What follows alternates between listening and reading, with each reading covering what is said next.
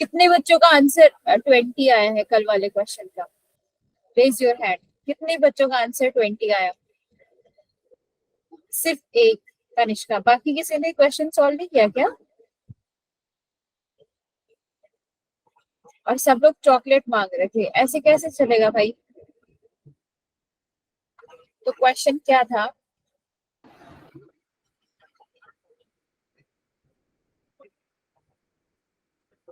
ऐसा कोई सरफेस है जिसपे ए ब्लॉक रखा हुआ है और उसपे एक छोटा सा ब्लॉक चिपका हुआ है, ठीक है, 10 kg का।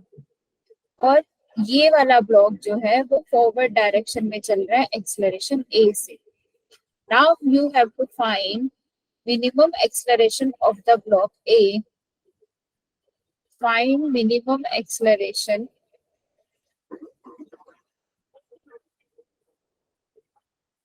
of block A so that this 10 kg block does not fall.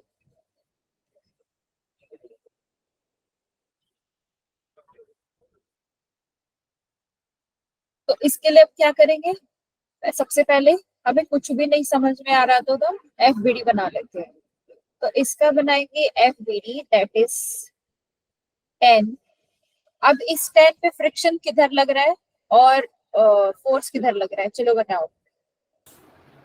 Ma'am इस 10 के ऊपर ऊपर की साइड तो न्यू एन लग रहा है, नीचे की साइड अपना वही एम जी लग रहा है, और एक्सलरेशन और नॉर्मल फोर्स जो है वो राइट डायरेक्शन में लग रहा है, एक्स एक्सिस पे। Yes yes, very good.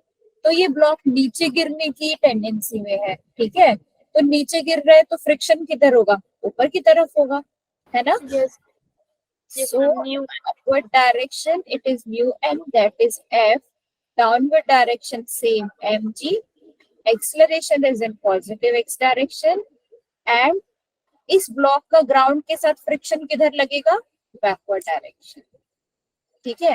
Let's say it is F1, it is F। ये चीज क्लियर है? यही हो रहा है ना इस पे?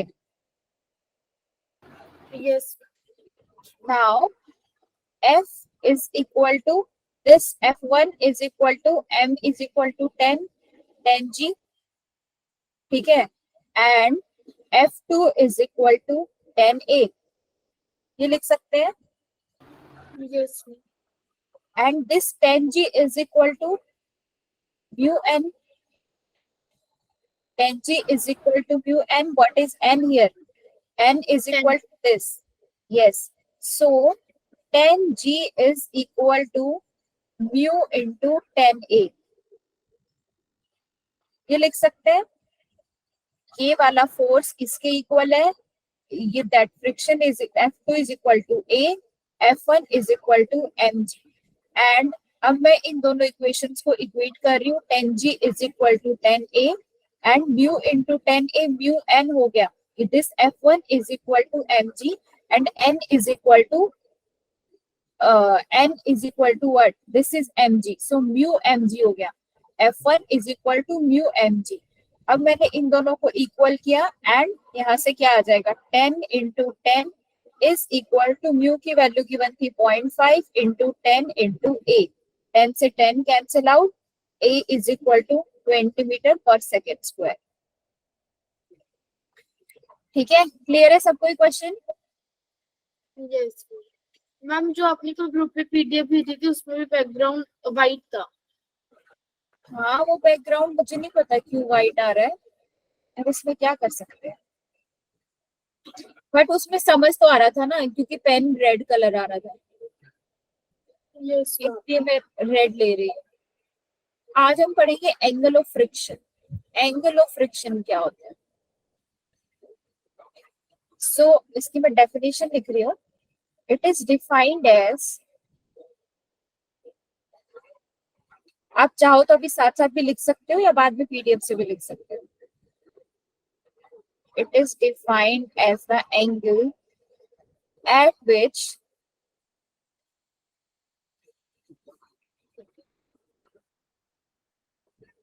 the resultant of, आज आयुष नहीं है क्या क्लास में? बोल नहीं रहा है। स्कूल से नहीं आया होगा। image.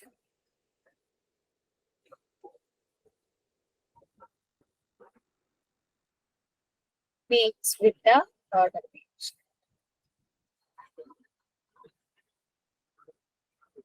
So angle of friction क्या होता है? Suppose this is a body, एक ब्लॉक रखा हुआ है, ठीक है, एक मिनट, एक टेढ़ा मेढ़ा क्यों जा रहा है ये?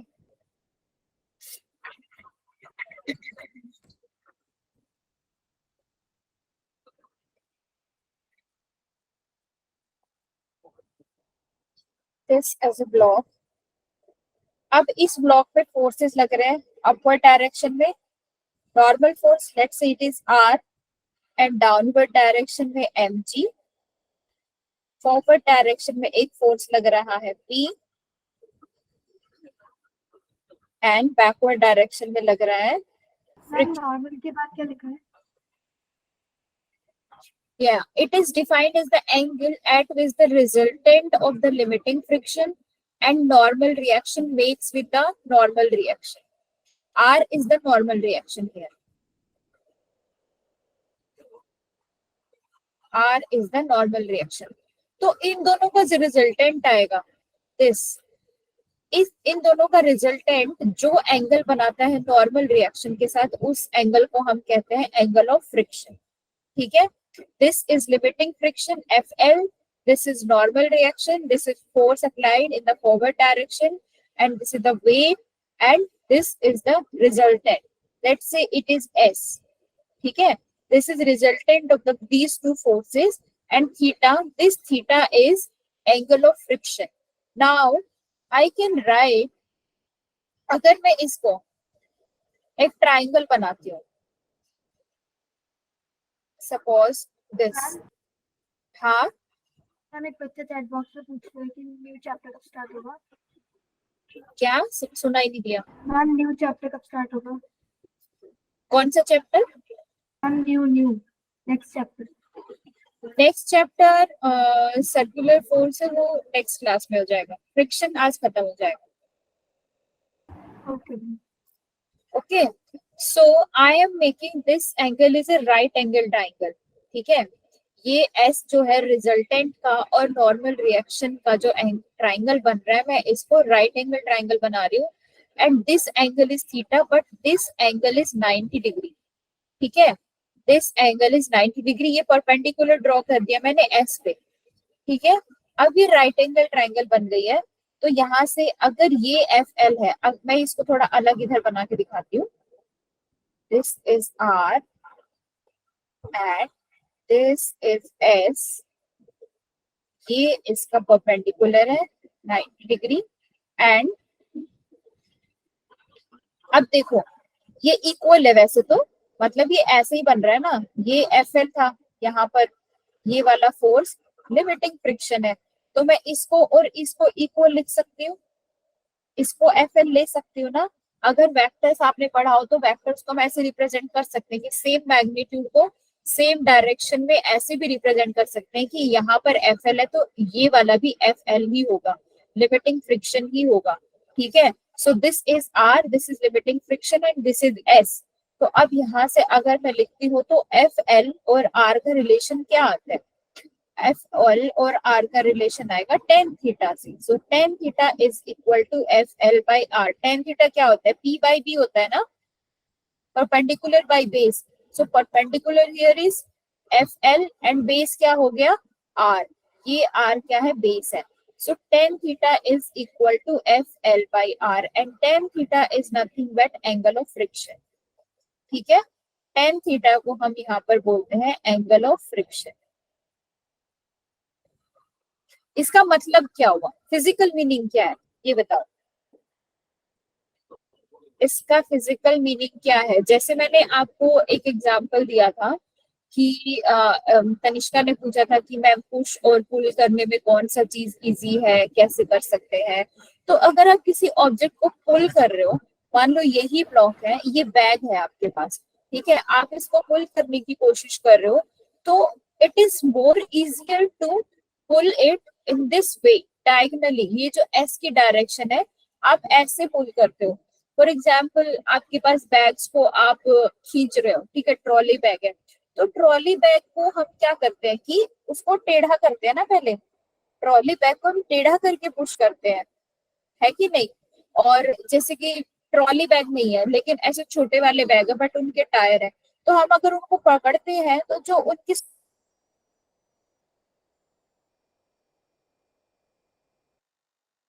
मैम वॉइस नहीं आ रही आपकी। मैम मेरी वॉइस आ रही है? हेलो हाँ तेरी आ रही है। यस यस मैम, वॉइस चली गई थी आपके बीच में। आपने Yes. ट्रॉली बैग को किसी जब करते हैं उसके बाद से वॉइस नहीं है। अभी आ रही है? Yes ma'am. Yes, मैम आ रही है। ठीक है ठीक है ठीक है। तो ये बैग है, इस पे टायर लगे हुए हैं, तो एक बैग को आप ऐसे ही पकड़ के खींचते हो ना, ये हैंडल है, यस और नो। तो ये क्या बन रहा है, रिजल्टेंट ही बन रहा है ना, इधर इसका आर लग रहा है, इधर एफ एल लग रहा है, ये रिजल्टेंट है। तो ये जो फ्रिक्शन का एंगल है, दिस इज द रिजल्टेंट। अब ये वाला जो थीटा है ये डिसाइड करेगा कि कितना फ्रिक्शन इस पे लगेगा। ठीक है, समझ में आई बात? अब इसके केसेस बनेंगे, दिस इज जस्ट डेफिनेशन, इसके यूजेस भी हम देखेंगे। आप एज ए डेफिनेशन इसको याद करो कि एंगल ऑफ फ्रिक्शन क्या होता है। This is the angle between the resultant of the limiting friction and the normal reaction with the normal reaction. ये एंगल हमेशा विद द नॉर्मल रिएक्शन होता है, ठीक है, ये आपको याद रखना है। ओके, टेंजेंट होता है ये, टेंजेंट। अब एक चीज, अब इसके भी केसेस बनेंगे। क्या केसेस बनते हैं? एस को मैं क्या लिख सकती हूँ यहाँ पर, रिजल्टेंट है तो F L square plus R square, है ना, लिख सकती हूँ ना ऐसे, हम ऐसे लिखते हैं ना फोर्सेस का रिजल्टेंट। एंड एफ एल यहाँ पर क्या है, F L is nothing but mu M g. Friction को म्यू एन ही तो लिखते हैं, अरे हाँ की ना। And R is equal to m g, R is equal to m g, मतलब ये म्यू आर है and this R is equal to mu, this is m g. और यहाँ पर आप इसकी वैल्यू रखो, F L is equal to mu M g square plus are is equal to m g square. ठीक है, तो यहाँ से क्या आ जाएगा, S is equal to m g, common out, अंदर क्या बच गया, म्यू स्क्वायर प्लस 1। ठीक है, so this is the final formula of the resultant of the these two forces। ठीक है, अब यहाँ पर सिचुएशन बनती है कि अगर मेरे पास फ्रिक्शन ही नहीं है, अगर when there is no friction तो क्या होगा, when there is no friction then this resultant will be minimum। तो हमें फोर्स ही नहीं लगाना पड़ेगा, राइट। मतलब अगर आप आइस पे हो सपोज, तो आइस पे आपको फ्रिक्शन नहीं है तो फोर्स ही नहीं लगाना पड़ेगा किसी चीज को पुश करने के लिए या पुल करने के लिए, आप हल्का सा धक्का दोगे वो चीज आगे चली जाएगी। तो अगर आप मैथमेटिकली भी देख रहे हो तो म्यू अगर 0 हो रहा है तो S is equal to m g, S is minimum here. समझ में आ रही है बात? If mu is equal to 0, अगर फ्रिक्शन है ही नहीं, अगर किसी चीज में फ्रिक्शन है ही नहीं तो हमें कम फोर्स लगाना पड़ेगा ना उसको पुल या पुश करने के लिए। So that's why S is equal to m g here. And S की क्या रेंज क्या हो सकती है, मिनिमम तो है एम जी और मैक्सिमम कितना है, m g into mu square plus 1। इससे और इसके बीच में ही हमारा फ्रिक्शन रहेगा, सॉरी ये वैल्यू रहेगी resultant. So this is less than or greater than less than or मतलब greater than mg and less than mg into mu square plus 1। ये इसकी रेंज है, range of the s, range of resultant की value. समझ में आई बात कि friction इन दोनों के बीच में लाई कर सकता है कि अगर फ्रिक्शन नहीं है तो रिजल्टेंट इज mg, अगर फ्रिक्शन है सो mg into mu square plus 1।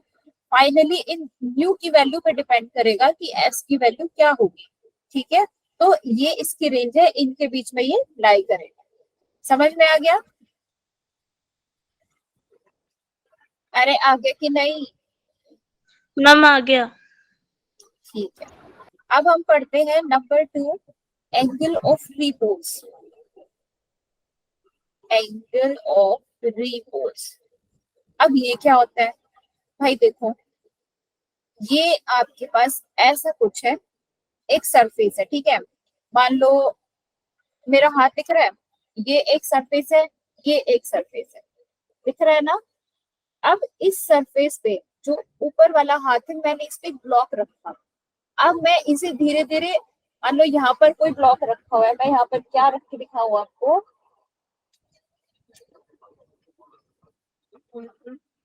ऐसे रखा है, दिख रहा है, अब सिस्टम दिख रहा है। अगर मैं इस ब्लॉक को उठा रही हूँ ऐसे, उस एंगल तक उठाओ जहां तक ये गिरना शुरू हो जाए। मतलब अभी तक ये गिर नहीं रहा क्योंकि मेरे हाथ और इसके बीच में क्या है, फ्रिक्शन है। अब एक मोमेंट ऐसा आएगा कि ये गिरना शुरू कर देगा, अब गिर गया, गिर गया। तो जो ये वाला एंगल था जिस मोमेंट पे ये गिरा, उस एंगल को हम एंगल ऑफ रिपोज कहते हैं। समझ में आई? मतलब मैंने यहाँ से इसको, इस एंगल को, इन दोनों के बीच के एंगल को मैंने धीरे धीरे उठाना, धीरे धीरे इंक्रीज करना शुरू किया, और यहाँ पर रखा था एक ब्लॉक। तो ये ब्लॉक जिस एंगल पर गिर रहा है, उस एंगल को मैं एंगल ऑफ रिपोज कहती हूँ। समझ में आया? अरे क्लियर हुआ कि नहीं? ठीक है, तो इसकी डेफिनेशन देखो, मैं इसकी डेफिनेशन लिख रही हूँ। If a body is placed on an incline, अब इंक्लाइन सरफेस का मतलब क्या होता है कि उसका प्लेन के साथ कुछ एंगल हो, तो वही मैं बना रही थी, on an incline plane and its angle of inclination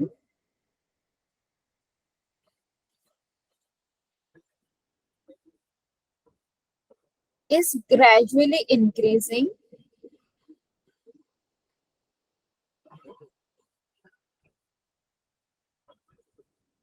until the body starts just to slide। मतलब बॉडी जस्ट स्लाइड होने लगे, होना शुरू हो, उस एंगल ऑफ इंक्लाइनेशन को मैं एंगल ऑफ रिपोज कहती हूँ। फॉर एग्जाम्पल ये था, ये एक इंक्लाइन सरफेस है, दिस एंगल इज अल्फा, यहाँ पर एक ब्लॉक रखा हुआ है, ठीक है। इस ब्लॉक पर अपवर्ड डायरेक्शन में फोर्स लग रहा है नॉर्मल आर, डाउनवर्ड डायरेक्शन में लग रहा है एम जी, और ये एम जी ऐसे लगेगा, ठीक है। एंड एक मिनट,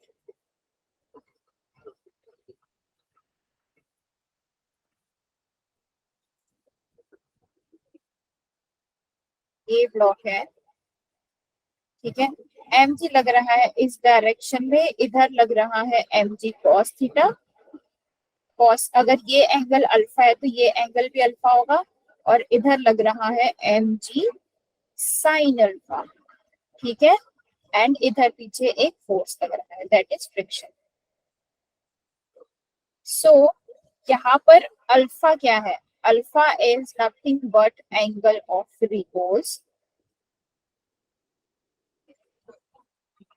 सिमिलरली जो हमने लास्ट क्वेश्चन में किया था, सॉरी लास्ट जो हमने पढ़ा था, क्या पढ़ा था वो, एंगल ऑफ फ्रिक्शन। तो ऐसे ही एफ और आर में भी एक रिजल्टेंट बनेगा, ठीक है। F by R is equal to nothing but tan alpha. F by R similarly उसी तरीके से F by R is equal to tan alpha, and आप देख सकते हो tan alpha is equal to tan theta last case में। तो ये तो हो गया एंगल ऑफ रिपोज, ये तो हो गया एंगल ऑफ रिपोज, और ये हो गया एंगल ऑफ फ्रिक्शन, ठीक है। तो we can say that angle of repose is equal to angle of friction, ठीक है। समझ में आई ये चीज? Mathematically we can see that angle of friction is equal to angle of repose. तो मैं क्या लिख सकती हूँ अब इससे, अगर एंगल सेम है तो ये किसका एंगल है? फ्रिक्शन का एंगल। और फ्रिक्शन क्या होता है? कोएफिशिएंट ऑफ फ्रिक्शन, ठीक है। कोएफिशिएंट ऑफ फ्रिक्शन ही तो डिसाइड करता है कि ज्यादा फ्रिक्शन है कि कम है। So coefficient of limiting friction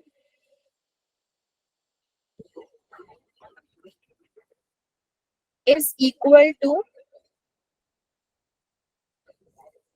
the tangent of angle of repose. Is equal to tangent of repose. ठीक है? Theta was equal to nothing but tan inverse FL by R, and alpha is also tan inverse FL by R. ये चीज समझ में आई? ये चीज समझ में आई कि नहीं आई? एंगल ऑफ रिपोज क्या होता है? And mathematically we can see that these both angle of friction and angle of repose are equal. Tangent होता है ये. ठीक है? Yes or no? अब हम क्वेश्चन करें एक. अरे बोलो,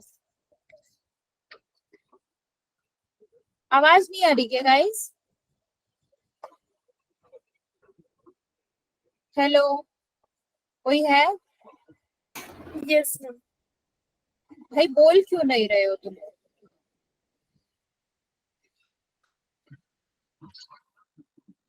समझ नहीं आया क्या? नहीं आया तो पूछ लो.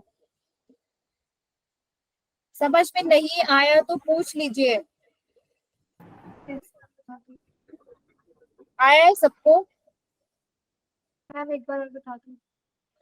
एक बार बता दो. मैम आपने रिजल्टेंट एफ और आर के बीच में निकाला है ना?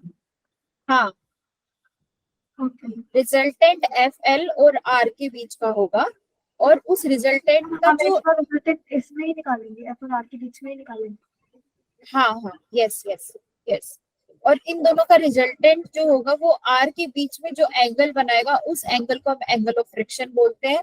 और आप देखोगे कि एंगल ऑफ रिपोज में भी एंगल ऑफ फ्रिक्शन के लिए ये मैथमेटिकली मैंने सब किया. ठीक है, tan theta is equal to F L by R, and ये मैंने एक्स रिजल्टेंट को मैंने म्यू के टर्म में लिखा, फिर इसकी रेंज मैंने फाइंड आउट कर ली.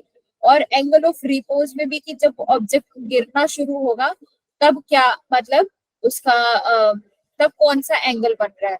Angle of inclination, this alpha. So this alpha is called angle of repose. तो एक तरह से आप देखोगे कि ये जो mg है ये बैलेंस कर रहा है इस रिजल्टेंट को, इस ब्लॉक का जो वेट है ये बैलेंस कर रहा है रिजल्टेंट को, मतलब ये इक्वल एंड ऑपोजिट फोर्सेस है. So these are putting this system in the equilibrium situation, and अब इसके बाद ये गिरना शुरू हो जाएगा तो वो इक्विलिब्रियम सिचुएशन नहीं रहेगी. तो उस मोमेंट पर जो अल्फा की वैल्यू होगी that alpha value is called angle of repose. ठीक है, तो ये वाली चीज अब मैथमेटिकली दोनों को अगर मैं लिखती हूँ, काउंट करती हूँ, so this also r is equal to fl by r, this is resultant. So fl by r is equal to tan alpha. ठीक है, तो ये भी fl by r आया है और एंगल ऑफ फ्रिक्शन भी fl by r आया है. तो आप देखोगे कि ये दोनों इक्वल आ रहे हैं. That's why I am saying angle of repose is equal to angle of friction. Angle of friction मतलब एंगल ऑफ रिपोज में भी ये हो रहा है कि ऑब्जेक्ट चलना शुरू हो गया, और एंगल ऑफ फ्रिक्शन में भी यही होता है कि जैसे मैंने बैग का एग्जांपल लिया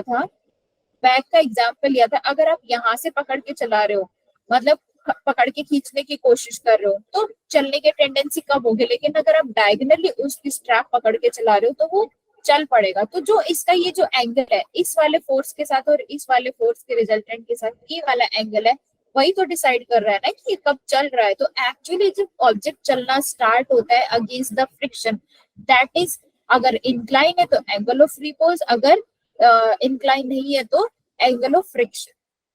समझ में आ गया? Yes ma'am. ओके, ठीक है. अब एक चीज है, एक केस है,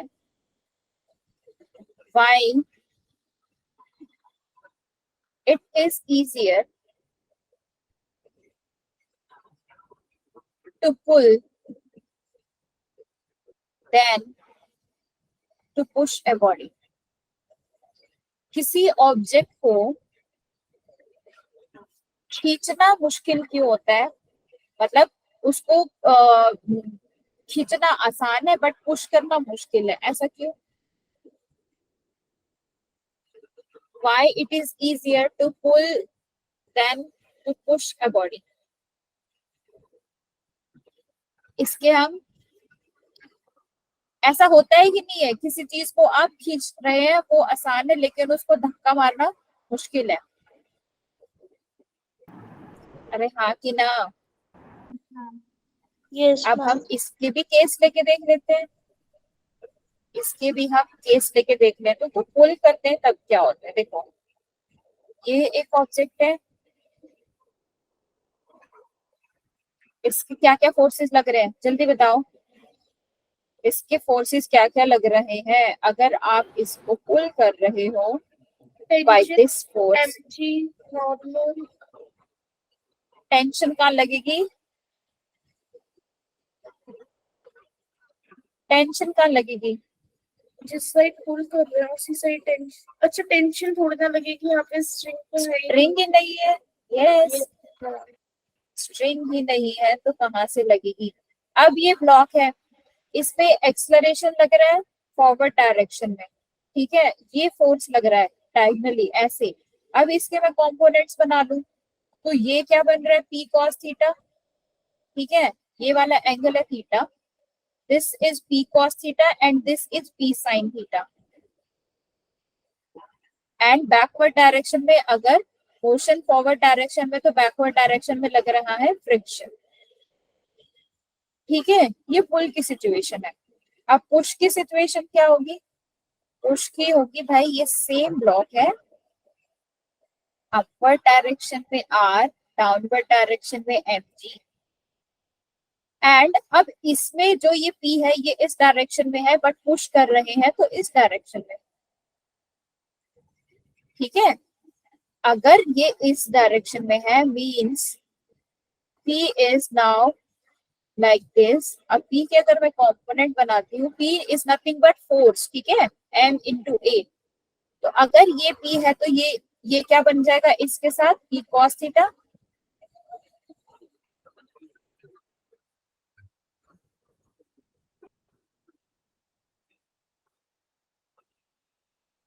एंड पी साइन थीटा। एक मिनट एंगल,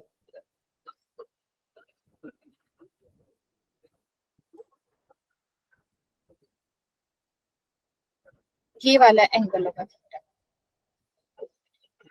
ये वाला नहीं, ठीक है, वर्टिकली ऑपोजिट ये वाला एंगल बनेगा।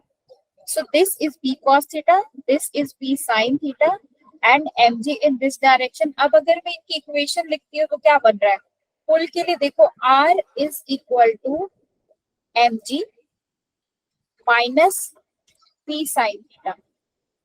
मतलब मैं इसको ऐसे लिख सकती हूँ ना, r और p sin theta ओवरलैपिंग है तो इधर क्या बन गया, r plus p sin theta and r plus p sin theta is equal to mg। तो मैं इसको ऐसे लिख सकती हूँ, p sin थीटा जाके इधर माइनस हो गया, so r is equal to mg minus p sin theta. और अगर मैं फ्रिक्शन लिखती हूँ, f is equal to nothing but mu k r, ठीक है। अगर ये मोशन में है तो काइनेटिक कोएफिशिएंट ऑफ फ्रिक्शन होगा, that is mu k r and mu k r क्या है, म्यू के into r is equal to nothing but k। इसको पुट कर दो, mg minus p sin theta, ठीक है। ये आया है F1 जब आप किसी ऑब्जेक्ट को पुल कर रहे हो।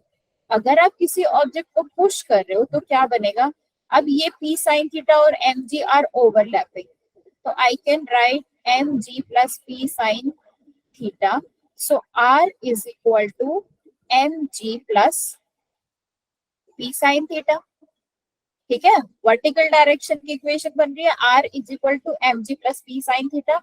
सिमिलरली आप F2 लिख लो, F2 is equal to mu k r and mu के into mg plus p sin theta, this is F2।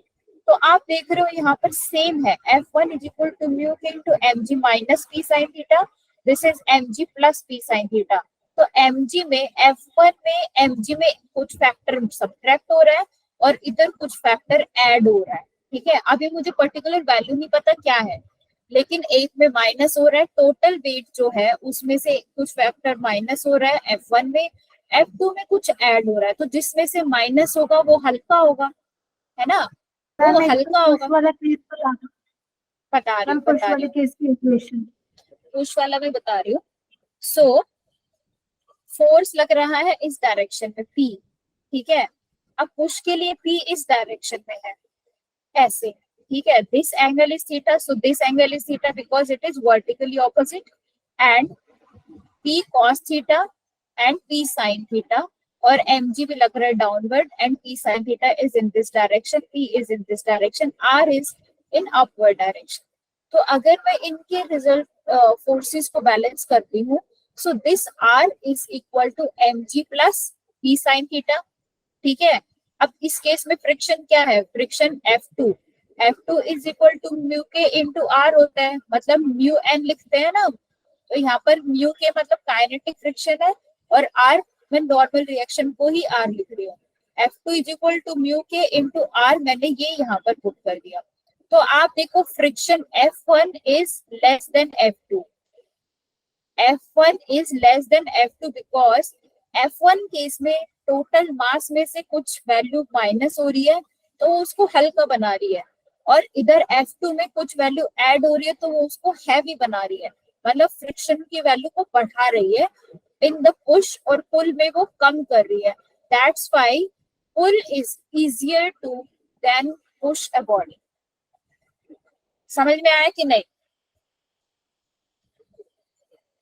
अरे आया, आया कि नहीं, एक बार फिर देख लो, फिर से बता रही हूँ, आपको कुछ नहीं करना, आपको बताया गया है कि एक फोर्स लगा रही हूँ डायगनली, दिस इज P, ठीक है, ये फोर्स लग रहा है, मैंने इस फोर्सेस के फैक्टर्स बना लिए, कंपोनेंट्स बना लिए, मुझे पता है अपवर्ड डायरेक्शन में जो ग्राउंड फोर्स लगाता है मैं उसको नॉर्मल बोलती हूँ, जिसको मैं R लिख रही हूँ यहाँ पर।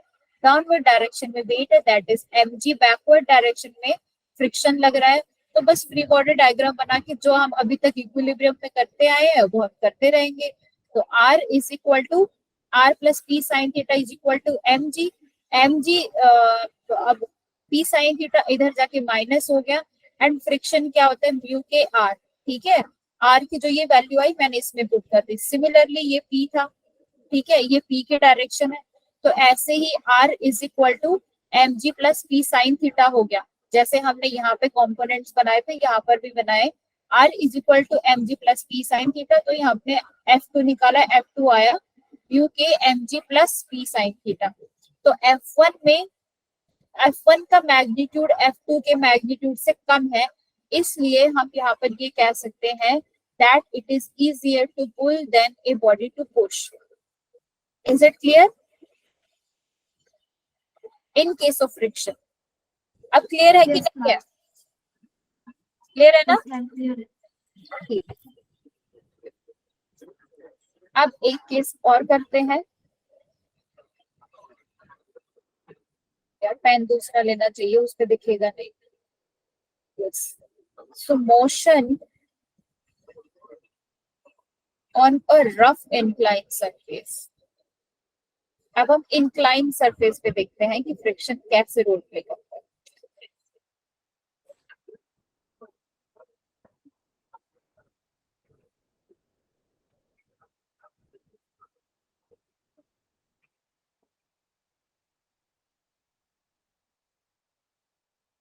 ऊपर लग रहा है M, ठीक है, नीचे लग रहा है mg, ये है angle alpha, this is mg cos theta, this is mg sin theta, ठीक है। पीछे लग रहा है एक फोर्स P, अगर पीछे फोर्स लग रहा है तो फ्रिक्शन किधर लगेगा, आगे। यहाँ तक बात क्लियर है? एक रफ सरफेस है, वहां पे एक ब्लॉक रखा हुआ है, उस ब्लॉक पे इंक्लाइन सरफेस है, उस ब्लॉक पे क्या क्या फोर्सेस लग रहे हैं वो सब मैंने लिख दिए।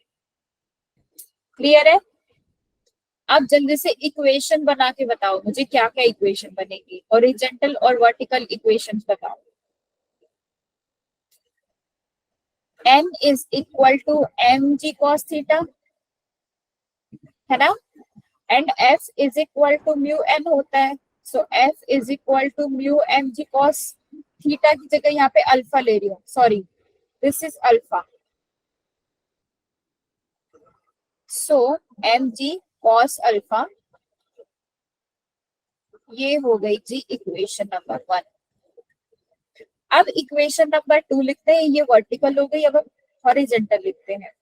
तो हॉरिजेंटल मोशन ऊपर की तरफ है, तो इसको मैं क्या लिख सकती हूँ, p minus m g sine alpha plus F, मतलब डाउनवर्ड डायरेक्शन में लग रहा है mg sine alpha plus F, that is friction. Upward direction में लग रहा है p, और ये अपवर्ड डायरेक्शन में फोर्स लग रहा है, तो अपवर्ड डायरेक्शन में इसमें मोशन हो रहा है, तो मैं उसको क्या लिख सकती हूँ, ma। इतनी बात समझ में आ गई। फोर्सेस को मैंने बैलेंस किया, अपवर्ड डायरेक्शन में लग रहा है p, डाउनवर्ड डायरेक्शन में लग रहा है फ्रिक्शन और mg साइन अल्फा, और इन दोनों का डिफरेंस हमें क्या बता रहा है कि that body is in motion in the upward direction, that's why there is a force in the upward direction, that is ma। यहाँ तक बात समझ में आ गई, दैट इज इक्वेशन नंबर 2। ठीक है, तो इसको हम क्या लिख सकते हैं खोल के, p minus m g sine alpha minus F की वैल्यू पुट कर देंगे, म्यू एम जी, ये एम जी कॉस अल्फा था, एम जी अल्फा लिख के रह गई, this is cos alpha, so mu M G cos alpha is equal to M a. तो अगर मोशन हो रहा है रफ सरफेस पे, इंक्लाइन प्लेन पे किसी ऑब्जेक्ट का, तो उसकी सिचुएशन ये बनेगी। ठीक है, अगर उस पे अपवर्ड कोई फोर्स लग रहा है, दैट अगर यहाँ पर p जीरो हो जाए, p जीरो हो जाएगा तो ब्लॉक छूट जाएगा, मतलब उसको होल्ड करने के लिए कोई फोर्स ही नहीं अपवर्ड डायरेक्शन में, तो ब्लॉक क्या करेगा, सीधा नीचे आके गिरेगा, है ना। ब्लॉक क्या होगा, सीधा नीचे आके गिरेगा, तो अब इधर फोर्स लगेगा, मोशन इधर हो जाएगा, तो m a will be in this direction, और अगर मोशन डाउनवर्ड है तो फ्रिक्शन किधर हो जाएगा, अपवर्ड डायरेक्शन में हो जाएगा, है कि नहीं है। अरे सही बोल रहे हो कि नहीं। अगर मैंने अब यहाँ पर सोचो, मैंने यहाँ पर कोई फोर्स लगा के इस ब्लॉक को रखा हुआ है, मैं फोर्स लगा रही हूँ अपवर्ड डायरेक्शन में, लेकिन अब मैं कोई फोर्स नहीं लगा रही हूँ, मतलब p is equal to 0, then this body will fall on the ground, और स्लिप करके नीचे आ जाएगी ना, स्लिप करके नीचे आएगी तो मोशन किधर हो गया, नीचे की तरफ हो गया, तो ऑब्जेक्ट का मोशन अगर नीचे की तरफ है तो ऑब्वियस सी बात है फ्रिक्शन किधर हो जाएगा, ऑपोजिट डायरेक्शन में, तो फ्रिक्शन अपवर्ड डायरेक्शन में हो जाएगा। ठीक है, तो उसके लिए भी हम इक्वेशन बनाएंगे। तो ये इक्वेशन तब है when there is a force applied in upward direction.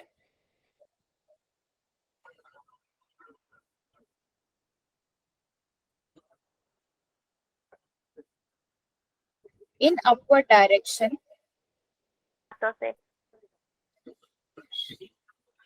ठीक है। अब number 2, this was case 1, number 2, when there is no force applied,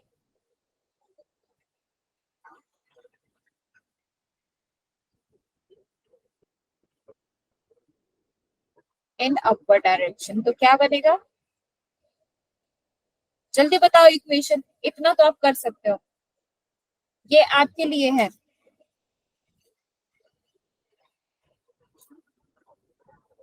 try करो,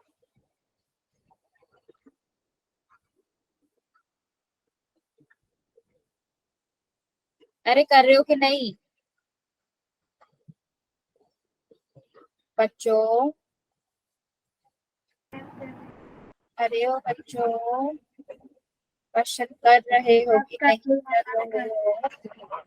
अब देखो, फ्रिक्शन लग रहा है ऊपर, नीचे लग रहा है g m g sine alpha and motion, that is m a force.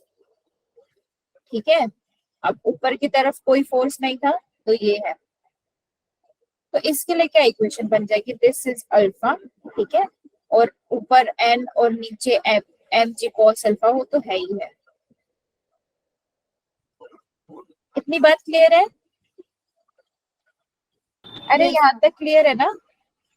तो अब क्या इक्वेशन बन जाएगी जी, mg sin alpha minus f friction in the upper direction that is equal to ma। भाई फ्रिक्शन ऊपर लग रहा है, फोर्स नीचे आ रहा है and force is in downward direction, so that's why it is ma। और अब इसको मैं क्या लिख सकती हूँ, f की वैल्यू क्या थी हमारे पास, f was mu mg cos alpha, यहाँ पर आप रख दीजिए mg sin alpha minus mu mg cos alpha is equal to ma। यहाँ पर आपको दिख रहा है m सब में कॉमन है तो ये कट जाएगा, हट जाएगा, so g sin alpha minus mu g cos alpha is equal to a। अब g को भी कॉमन ले लो, अंदर क्या बचा, sin alpha minus mu cos alpha is equal to a। तो ये हो गया g acceleration when there is a no force applied in the upward direction and this block will fall down with this much quantity of the acceleration. ठीक है, this is the acceleration with which the object will fall down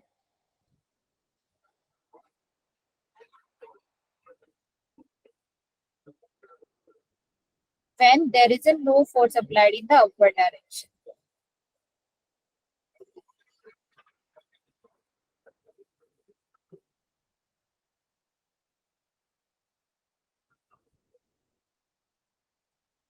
समझ में आ गई ये बात।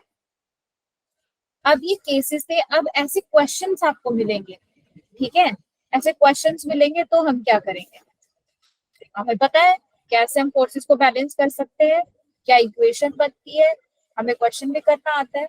अब मैं एक क्वेश्चन दे रही हूँ आपको, क्वेश्चन सोल्व करो। एक बात बताओ, यहाँ तक क्लियर है सबको, यहाँ तक किसी को कुछ भी डाउट है तो पूछ सकते हैं, बोलो भाई। अरे कुछ तो बोलो।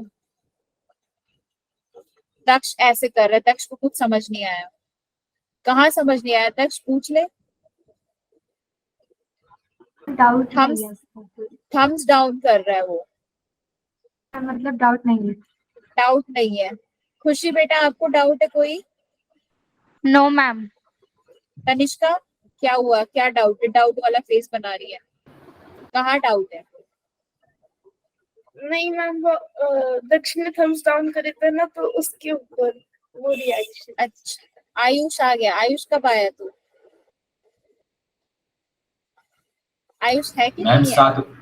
मैम 7 बजे आया था। अच्छा समझ में आया दक्ष जो भी हम पढ़ रहे हैं, आयुष मैम आ ही गया। आ ही गया ना, ठीक है। तो फिर मैं एक क्वेश्चन दे रही हूँ, क्वेश्चन सॉल्व करते हैं। A 20 kg box is placed। अच्छा मैं वैसे बता देती हूँ, अभी करना है क्वेश्चन? हाँ बिल्कुल अभी की अभी। ये मैम, इस एक पर भी कोई 20 स्कीम है? क्या इस पर भी कोई स्कीम है? स्कीम तो बताऊंगी बाद में, अगर सही होता है तो स्कीम सोची जाएगी। मैम एक पेटीएम तो 20 दिया नहीं आपने। नंबर दिया ही नहीं तुमने। मैम भेजता हूँ पर्सनल पे अभी थोड़ी देर में। हाँ बट कल का आंसर कहाँ है, आंसर भी नहीं भेजा ना तुमने, तुमने आंसर नहीं भेजा तो मैंने पेटीएम नहीं भेजा। मैम मैं भेजता हूँ ना। आंसर भेजो पहले, आंसर। यस मैम पहले वही भेजता तो एक 20 kg का बॉक्स रखा हुआ है, ठीक है, alpha is 30 degree and mu मतलब इस सरफेस और इस सरफेस के बीच में mu is equal to 0.4। Now find the acceleration with which it will fall down. पहले एफबीटी बनाना है। बिल्कुल एफबीडी बनाना है, या फिर आप क्या कर सकते हो, हम निकालना क्या है, एक बार दोबारा बोल दो। क्या हम निकालना क्या है? आपको निकालना acceleration, acceleration of the box. अब एक बात बताओ, आप इसकी एफबीडी बनाओगे सब कुछ करोगे। तो यही तो हमने पिछले केस में किया है। तो ऐसा क्यों नहीं है कि हम डायरेक्ट वही रिजल्ट ही यूज कर लें इसमें। भाई यस जब मैम, ऐसे तो वो डायरेक्ट वो, और हम ये डेरिवेशन पढ़ते क्यों है, इसीलिए पढ़ते हैं ना कि हम उनका डायरेक्ट रिजल्ट यूज कर सके। तो सेम सिचुएशन है, तो डायरेक्ट रिजल्ट में ये वैल्यूज रख दो, फिर देखो आंसर क्या आता है। आपके पास अल्फा है, म्यू है, एम है, ठीक है, तो आप ए निकाल दो, क्या आ रहा है, ए की क्या इक्वेशन बनी थी। लास्ट स्लाइड दिखाओ, या फिर आपने नोट डाउन किया कि नहीं किया। ये इक्वेशन बन रही है a is equal to G sine alpha minus mu cos alpha. a is equal to G sine alpha minus mu cos alpha. तो यहाँ पर आप इस क्वेश्चन में क्या करेंगे, देखो सिंपल है, a is equal to g into sine alpha minus mu cos alpha. A आपको निकालना है g is equal to 10 sine alpha mean sine 30 minus mu is equal to 0.4 cos 30 कितना होता है, ये हो गया जी कॉस 30, ठीक है। And this 10 is equal to sine 30 is equal to 1/2 minus 0.4 into cos 30 is √3/2। ये जब आप सॉल्व करोगे 10/5 इंटू 1 माइनस 0.4 इंटू √3 की वैल्यू होती है 1.73, ठीक है। तो 10/5 से 2 इंटू 1 माइनस 0.4 को इससे मल्टीप्लाई करेंगे तो इट विल बी 0.692, ठीक है। तो a is equal to 1.53 metre पर सेकेंड स्क्वायर हो गया। तो ऐसा सिचुएशन गिवन है तो हमने ये इक्वेशन पहले ही निकाली, बस आपको वैल्यूज पुट करनी है और क्वेश्चन सॉल्व हो जाएगा। आसान है ना। अब सिमिलरली अगर आपको ये बोल दिया, अब इसमें तो अपवर्ड डायरेक्शन में कोई फोर्स ही नहीं था, लेकिन अब ये बोलते हैं कि अपवर्ड डायरेक्शन में फोर्स है, तो हम क्या करेंगे, उसके लिए भी हमने इक्वेशन फाइंड आउट कर रखी है ना। तो उस इक्वेशन में हम वैल्यूज रख देंगे, तो वहां पे हमारा आंसर आ जाएगा। समझ में आ गया? अरे समझ में आ गया कि नहीं? Yes, ma'am. ठीक है। अब मैं एक क्वेश्चन और दे रही हूँ। अभी हमने एक ब्लॉक का केस हमने सॉल्व किया, अब दो ब्लॉक का केस करते हैं।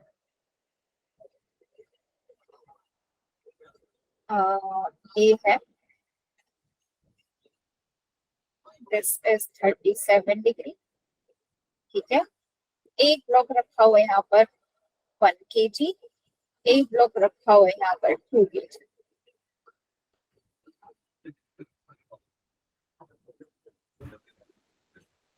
And mu1 is equal to mu1 for this block, mu1 is equal to 0.5, इसके लिए है mu2 is equal to 0.2, ठीक है।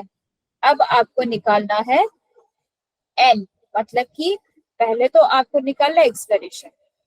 आप साइड कोई भी फोर्स नहीं लग रहा है इस पे, अपवर्ड कोई भी फोर्स नहीं है, जो भी फोर्सेस है वो डाउनवर्ड है। It is given that there is no force in the upward direction, then find acceleration of the blocks. Acceleration find out करना है, कैसे करेंगे, कैसे करेंगे? सिमिलर सिचुएशन है, सब कुछ सेम है, बस यहाँ पर आपको एक जगह दो ब्लॉक दे दिए। तो इस चीज से रिलेट करो, जब हम पहले ये पढ़ रहे थे कि अगर मेरे पास दो ब्लॉक है इस सिचुएशन में एनएलएम में 1 और 2, इधर आगे की तरफ एफ लग रहा था, इधर पीछे की तरफ कुछ भी नहीं लग रहा है, ठीक है। तो और इधर एन है और इधर एम जी है, तो हम क्या करते थे, हम निकालते थे, अगर मुझे इसका एक्सप्लेनेशन निकालना है तो मैं क्या करती थी, टोटल इनको एक बॉडी मान के इनका एक्सप्लेनेशन निकाल लेती थी। F is equal to M A, so A is equal to F by M कर लेती थी, और M क्या था मेरा, M1 प्लस M2, ऐसे कर लेती थी ना एक्सप्लेनेशन निकालने के लिए। टोटल निकाल लेती थी पहले कि टोटल सिस्टम चलेगा इस डायरेक्शन में तो किस एक्सप्लेनेशन के साथ चलेगा। सिमिलरली यहाँ पर भी हम क्या करेंगे, दोनों ब्लॉक्स को अब गिर तो दोनों ही ब्लॉक रहे हैं, ठीक है, म्यू1 की वैल्यू ज्यादा है और म्यू2 की वैल्यू कम है। This is 0.2, this is 0.5। म्यू1 की वैल्यू ज्यादा है, इसका मतलब क्या है कि यहाँ पर कोएफिशिएंट ऑफ फ्रिक्शन ज्यादा है, तो ये इस पे ये गिरने की टेंडेंसी कम रखता है रादर देन 2 kg, क्योंकि 2 kg का फ्रिक्शन तो बहुत ही कम है, तो ये गिरने की टेंडेंसी ज्यादा रखता है। समझ में आया? अरे क्वेश्चन समझ में आया कि नहीं, मैं क्या बोल रही हूँ बच्चों? Yes, ma'am. यस कहीं मैम। कुछ प्रॉब्लम है तो बोल दो, पर ऐसे सन्नाटा नहीं चाहिए मुझे। Ma'am, आ गया. आ गया? म्यू1 इज ग्रेटर देन म्यू2 हियर। तो अब इन दोनों ब्लॉक्स की बनाते हैं जी एफबीडी। हमें और कुछ नहीं आता, बस हमें एफबीडी बनानी आती है और उसी से हमारी प्रॉब्लम्स सॉल्व हो जाती है, ठीक है। तो ये है जी ब्लॉक M1, ये है ब्लॉक M2। M1 पे क्या लग रहा है डाउनवर्ड डायरेक्शन में? Similarly M1G sin 37, similarly for M2 M2G sin 37, ठीक है। अब ये दोनों नीचे की तरफ गिर रहे हैं तो फ्रिक्शन किधर लगेगा? ऊपर की लगेगा, है ना, क्योंकि ये तो बोला ही नहीं कि ऊपर कोई फोर्स है, कोई फोर्स नहीं है। It means they are falling down, and if they are falling down then frictional force is in upper direction. So friction क्या है? फ्रिक्शन हमने पिछले केस में निकाला था, एफ वाज अगर सेम था, that was mu M G cos alpha था ना। फ्रिक्शन यही आया था ना, F is equal to mu M G cos alpha. तो M1 के लिए फ्रिक्शन इज F1, M2 के लिए friction F2, F1 and F2। F1 क्या है? M1G cos अल्फा, F2 के लिए क्या हो जाएगा? M2G cos alpha. इतनी बात सबको समझ में आई है? इतनी बात सबको क्लियर है कि नहीं है? मत बोलो तो, किसी को कोई चॉकलेट नहीं मिलेगी, गधे हो सारे के सारे। मैम क्लियर है. हो गए हो क्या पढ़ते पढ़ते? नहीं मैम रिएक्शन सेंड करते हैं ना हम ऐसे. रिएक्शंस मेरे को नहीं दिखते, जुबान से बोलो, मैं बार बार तुम्हारे रिएक्शंस नहीं देख सकती ना। मैम जब डाउट होगा तो हम बोल देंगे, अदरवाइज क्लियर ही होता है. अरे तो मुझे भी ऐसा इंटरेक्शन चाहिए ना भाई, मैं क्या ऐसे खाली स्क्रीन को पढ़ाऊंगी फिर? मैम सब रिएक्ट कर रहे हैं ना। और अच्छा, आपने अब स्क्रीन भाई खोल मैं रखी है। रिएक्शन तुम्हारे देख नहीं मैम पा एक रही हूँ। काम करो ना, फोन से भी ज्वाइन कर लो, एडवाइस दी है उसके कि अंदर हाँ। आप रिएक्शंस देख लेना. हाँ बस फिर मैं यही करती रहूँ, मैम यही और भी काम मैम है मेरे करती है. पास तो, यही काम है मेरे पास तो, है ना? Yes ma'am. Yes ma'am. थप्पड़ खाओगे? No ma'am. मैम भूख तो लगी है। ये F1 is equal to mu1 and this was mu m। So F1 और F2 के मैंने लिख दी वैल्यूज। अब F1 और F2 तो मैं निकाल सकती हूँ। mu1 कितना गिवन है जी? 0.5 इंटू 0.5। M1 कितना है? 1 kg। G कितना है? 10। cos alpha is cos 37। तो cos 37 की वैल्यू कितनी होती है? 4/5। सो 1 इंटू 10 इंटू 4/5 इंटू 0.5, ये कितना आएगा? ये कट गया 0.1, ठीक है, इसका एक डेसिमल कट गया, तो F1 is equal to 4 Newton. मतलब जो F1 ब्लॉक है उसका फ्रिक्शन है F1 is equal to 4 newton. Similarly अगर मैं F2 निकालती हूँ तो F2 क्या है? Mu two M2 G cos alpha. इसकी जल्दी से वैल्यू निकाल के बताओ क्या आ रही है? It's you, it's up to you now. F2 is equal to mu2 M2G cos alpha. Alpha is 37 degree and cos 37 degree का मैंने अभी लिखा, that is 4/5। 3/5। mu2 की वैल्यू कितनी है? 0.2 M2 की वैल्यू कितनी है 2, G कितना है 10, cos 37 is 4/5, ये 2 से 2 कट गया, ठीक है, एंड 4 4 जा 8, 8 into 0.2 is 1.6, बट गलत आ रहा है, हाँ 3.2 आएगा, 8 8, हाँ, so it is 3.2 Newton. So F2 is equal to 3.2 Newton, F1 is equal to 4 Newton, ठीक है। अब हमें निकालना है एक्सलरेशन, जिससे ये बॉडी नीचे की तरफ गिर रही है, ठीक है, तो मैं इसको क्या लिख सकती हूँ, अब मैं इन दोनों को एक सिस्टम मान लूं, मतलब m1 प्लस m2 कितना है, टोटल मास 3 kg, 3 kg है ना, इसको मान लो कि अब ये 3 kg का एक बड़ा ब्लॉक रखा हुआ है, including all these m1 and m2. Now suppose these are turned into a big block which is having mass 3 kg, ठीक है, और इनका टोटल फ्रिक्शन अपवर्ड कितना हो गया, वो हो जाएगा F1 plus F2, F1 plus F2 हो गया इन the upward direction, and downward direction मैंने इन दोनों को ऐड कर लिया।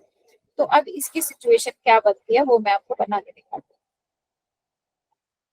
जब M1 M2 दो ब्लॉक थे, उनको मैंने मान लिया कि अब ये एक ब्लॉक है 3 kg का, वो थे 1 और 2, ये 3 हो गया, अपवर्ड डायरेक्शन में लग रहा है F1 प्लस F2, ठीक है, और लेट्स से F इसको हम कह सकते हैं F नेट कह लेते हैं, ठीक है, इन दोनों का सम जो है, या फिर आप F नेट की F टोटल कह लो इसको, दिस इज F टोटल, और डाउनवर्ड डायरेक्शन में क्या लग रहा है, mg साइन अल्फा लग रहा था ना, m1g sine alpha, m2g sine alpha, अब भाई m1 और m2 कितना है 3, तो मैं इसको क्या लिख सकती हूँ 3g साइन अल्फा, और अल्फा की कितनी वैल्यू है 37, समझ में आ गया, और इसका मोशन भी किधर है, डाउनवर्ड डायरेक्शन में, एक्सलेरेशन भी डाउनवर्ड डायरेक्शन में है, तो अब इस कहां से बताऊं दोबारा,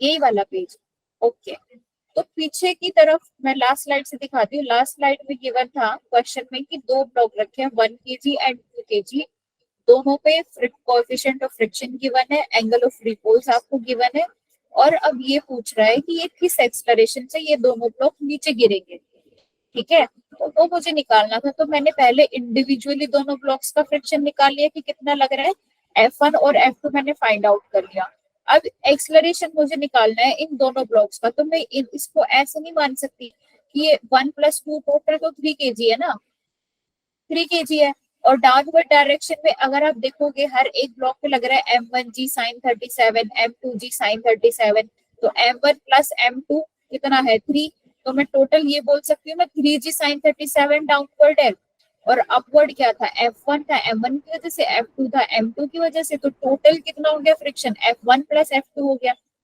ठीक है, और मैंने यहाँ से F1 और F2 की वैल्यू निकाल ली। अब मैं इसको 1 और 2 kg बॉडी को मैं एक ही बॉडी मान रही हूँ, दैट इज 3 kg, एंड वही कंपोनेंट्स लगाए मैंने, एक्सेलरेशन डाउनवर्ड है एंड ये फोर्स डाउनवर्ड है 3g sin 37, और फ्रिक्शन ऊपर की तरफ लग रहा है, that is F1 plus F2। अब मुझे यहाँ से एक्सेलरेशन निकाला, तो इक्वेशन क्या बनेगी इसके लिए, इसके लिए इक्वेशन क्या बनेगी, डाउनवर्ड डायरेक्शन में 3g sin 37, ठीक है, अपवर्ड डायरेक्शन में लग रहा है माइनस F1 प्लस F2 कर दूंगी,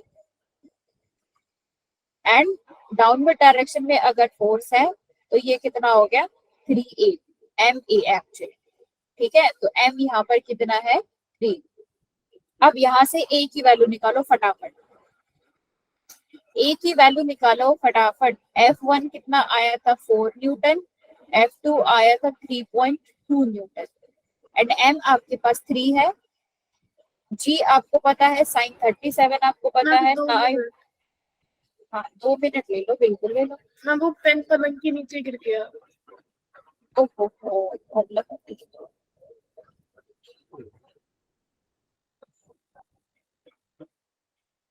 इस इक्वेशन को सॉल्व करो और a की वैल्यू निकालो,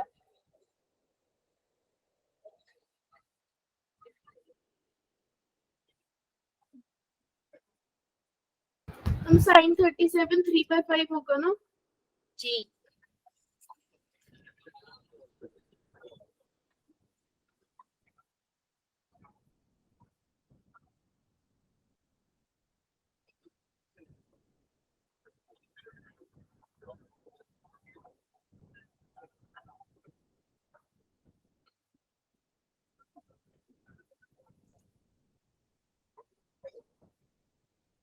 जल्दी से आंसर बताओ सारे बच्चे। 6 -6 नो रॉन्ग। गलत है ना? यस गलत है। सिक्स आ रहा है मेरा भी। मैम साइन 37 3/5 है। मैम सिक्स आ रहा है।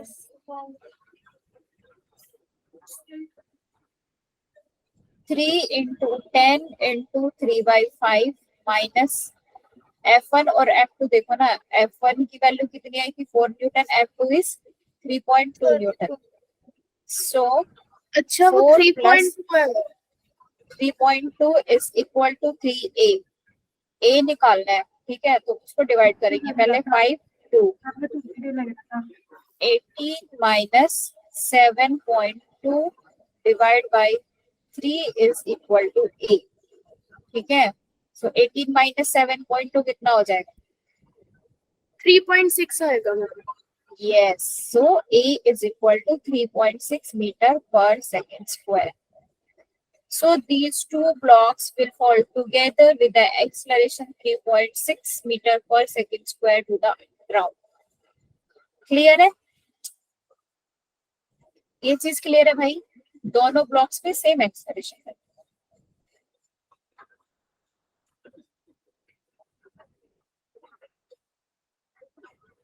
अरे समझ में आ गया ना बच्चों? Yes ma'am. यस ठीक है, अब एक केस और करते हैं।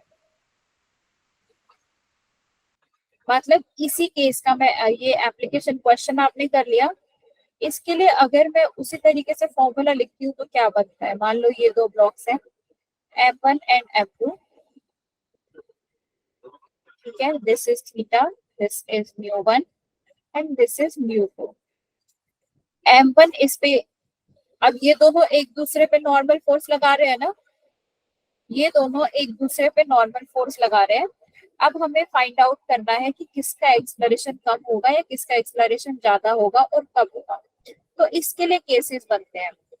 Case 1, if μ1 is equal to μ2, अगर दोनों का म्यू सेम है तो क्या होगा? अगर दोनों का म्यू सेम है तो क्या होगा?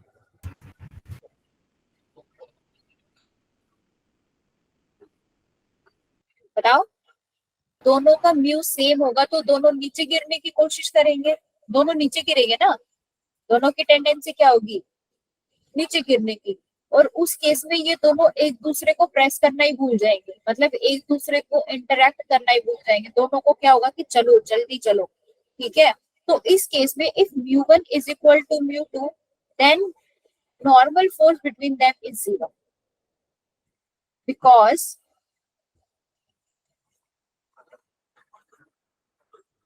both the blocks are in contact but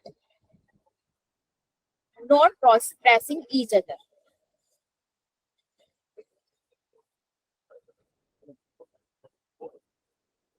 इस केस में ये एक दूसरे को प्रेस, क्या फिर से बता दूं? ठीक है, दो ब्लॉक रखे हुए हैं M1 M2, दोनों का कोएफिशिएंट ऑफ फ्रिक्शन है μ1 और μ2, ठीक है।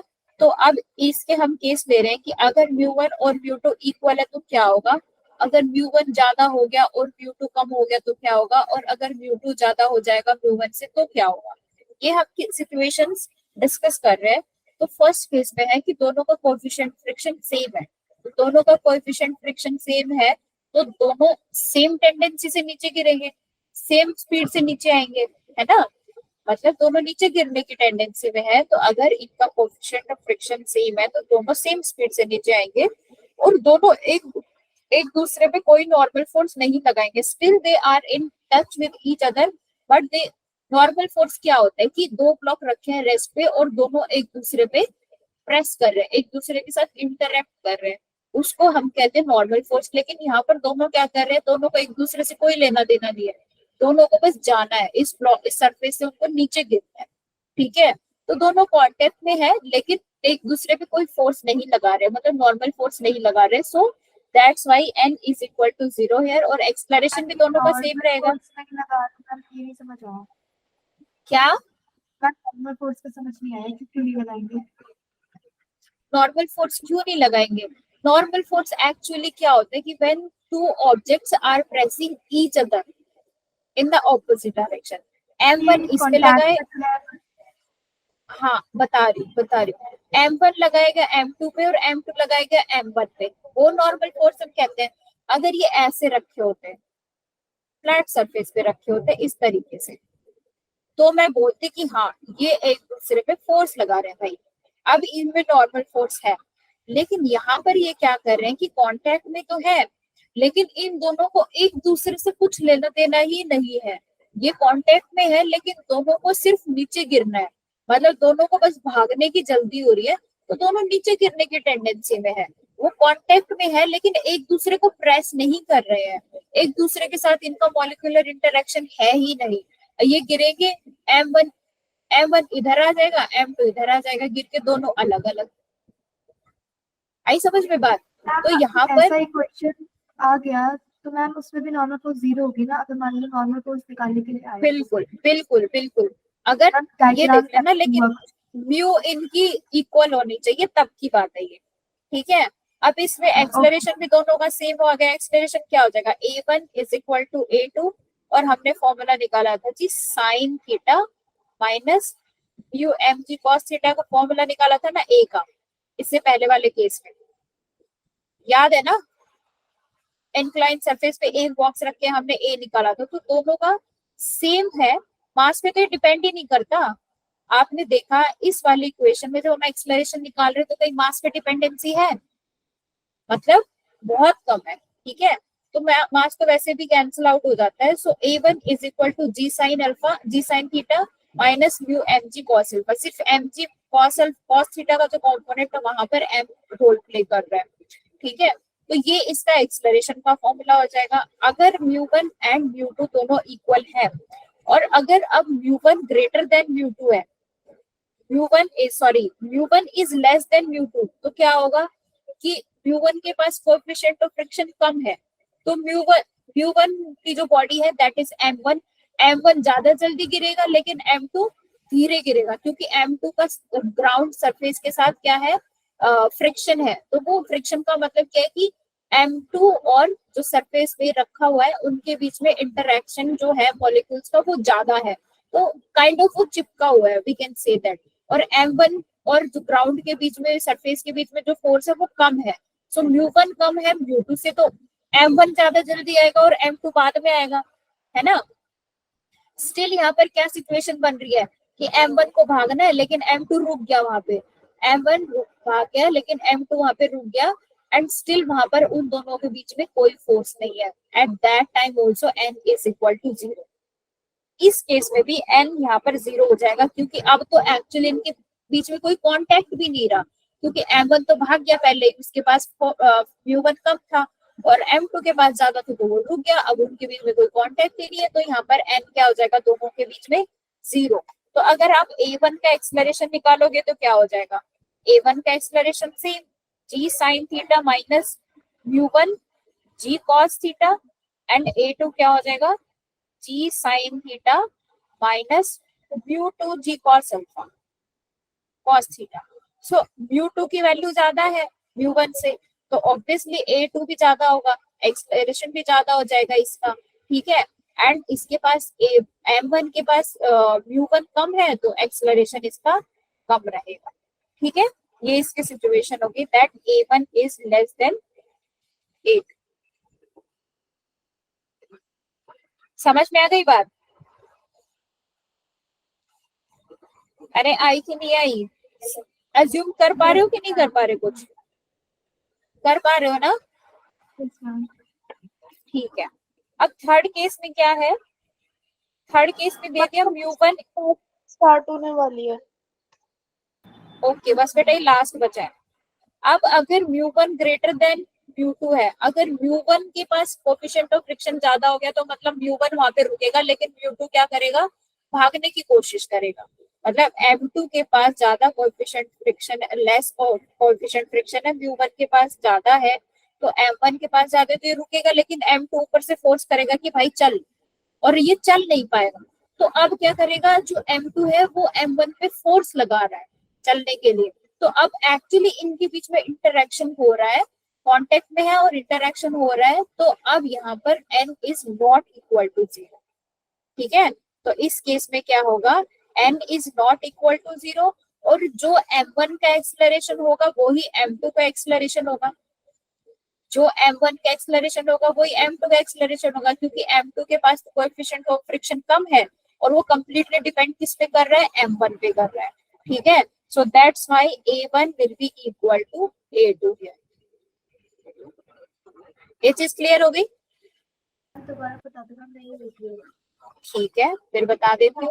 ये मेरे ब्लॉक्स रखे हुए थे m1 और m2। अब इस केस में बोल रहा है कि m2 के पास कम है कोएफिशिएंट ऑफ फ्रिक्शन, ये म्यू2 एंड ये म्यू1। म्यू1 इज ग्रेटर देन म्यू2, इसके पास कोएफिशिएंट ऑफ फ्रिक्शन ज्यादा है, मतलब इस सरफेस के साथ इसका बॉन्डिंग ज्यादा अच्छा है, इससे इसका कम है। तो जिसका कम है वो तो भागना चाहेगा, लेकिन जिसका ज्यादा है वो रुकना चाहेगा। अब ये m2 कह रहा है m1 को कि भाई आगे चल, लेकिन ये चल नहीं सकता क्योंकि ये इस सरफेस से चिपका हुआ है, और जिस क्वांटिटी से चिपका उसी को तो हम म्यू1 बोल रहे हैं कोएफिशिएंट ऑफ फ्रिक्शन। ठीक है, तो ये चल नहीं पा रहा है, और अब ये m2 क्या कर रहा है, इस पे प्रेशर डाल रहा है, इस पे फोर्स डाल रहा है कि चलो, बट ये चल नहीं रहा है। तो अब एक्चुअली इनके बीच में एक इंटरेक्शन हो रहा है, और वो इंटरेक्शन अब इस केस में नॉन जीरो है, that is not equal to 0। अब एक्सेलरेशन क्या होगा दोनों का, अब ये इस पे फोर्स डाल रहा है कि चलो, अब ये जब ये चलने लगेगा ये m2 ऐसे उसके साथ चलेगा। ठीक है, m1 का जो एक्सेलरेशन होगा m2 भी तो उसी के साथ चलेगा, क्योंकि m2 के पास तो रुकने की कोई वजह ही नहीं है, लेकिन m1 चल रहा है विद एक्सेलरेशन a1, तो m2 भी इसी के पीछे इस पे डिपेंड है, तो वो भी a1 से ही चलेगा। ठीक है, so a1 is equal to a2 here. Picture clear है? Yes ma'am. ठीक है, तो अब आप जाइए क्लास अटेंड कीजिए, ये स्लाइड मैं आपको भेज दूंगी। ठीक है, चलो फिर मैं क्लास एंड करती हूँ, टाटा बाय बाय।